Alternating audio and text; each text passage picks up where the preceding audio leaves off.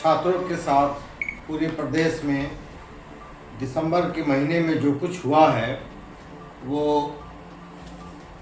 इस बिहार प्रदेश के युवा इससे काफ़ी सदमे में और शौक में चले गए हैं कि जो इस बिहार के निज़ाम को चलाने वाले बीपीएससी का जो एक परीक्षा थी उसमें पेपर लीक और अनियमितताओं के खिलाफ धरना प्रदर्शन पे बैठे थे। उन निहत्थे बच्चों पे सरकार के लाठी तंत्र वाली सरकार के पदाधिकारियों ने जिस बर्बरता से दिसंबर के ठंड में ठंडा पानी डाला, डंडों से उनकी पिटाई की, इस बर्बरता के खिलाफ पूरे प्रदेश के युवाओं में आक्रोश और एक उनके अंदर सरकार के संवेदनहीनता के खिलाफ एक उनके अंदर गुस्सा है। और जन स्वराज पार्टी के नेता प्रशांत जी उन बच्चों के मांगों के समर्थन में आमरण अनशन पर बैठे थे। जैसे आप सब जानते हैं, पांचवा दिन आमरण अनशन के पांचवा दिन इस लाठी तंत्र सरकार की पुलिस ने अहले सुबह उनको उठा करके ले गई बिना किसी कोर्ट के आदेश के। न उन पर कोई इल्ज़ाम था।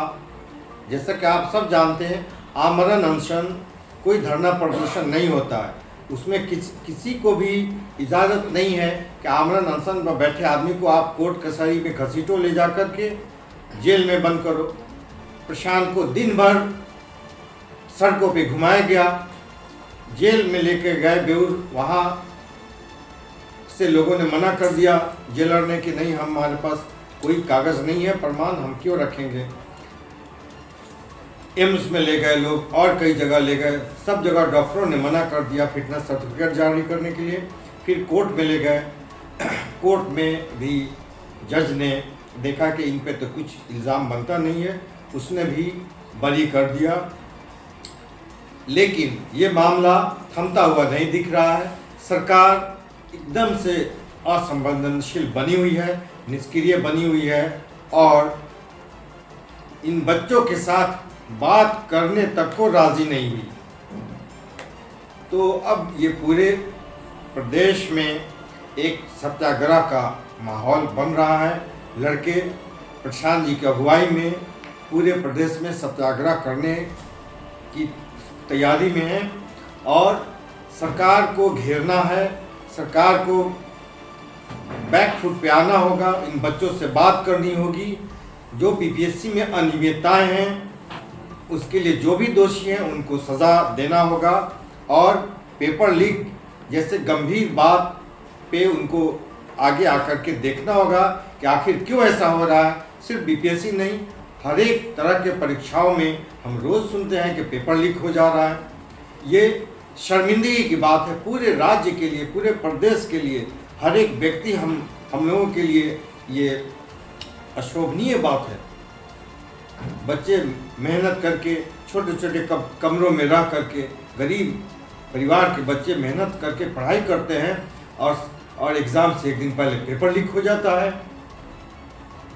तो इस सब गंभीर मुद्दों पे आगे आकर के समाज को भी अपनी जिम्मेदारी देखनी होगी कि ये जो निरंकुश सरकार है, असंवेदनशील सरकार, ये अगर अपनी कर्तव्य निष्ठा के प्रति पालन नहीं करती है तो ये चुनावी वर्ष है। समाज को चाहिए कि इनकी जगह नई व्यवस्था लाए, ऐसे लोगों को लाए जो भ्रष्ट नहीं हों, जो समाज के लिए संवेदनशील हों, जो लोग भ्रष्टाचार के खिलाफ काम करना चाहते हैं उनको समाज के लोग चुन करके लाएं और इस सरकार को बदल दें ताकि जो व्यवस्था है वो नई आए और एक तरह से नए बिहार का निर्माण किया जा सके।